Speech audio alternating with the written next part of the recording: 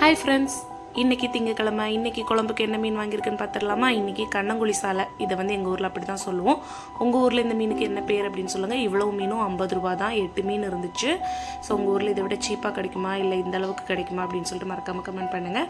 And அப்படியே cut பண்ணி வச்சு குழம்பு கொதிச்சோடனே எடுத்து போட்டாச்சு. அப்புறம் மாங்காவும் போட்டால் கொஞ்சம் டேஸ்ட்டாக இருக்கும் அப்படின்னு சொல்லிட்டு மாங்காய், அப்புறம் அதுக்கப்புறமா சாப்பிட்றதுக்கு மாம்பழம் எல்லாம் ரெடியாக இருந்துச்சு.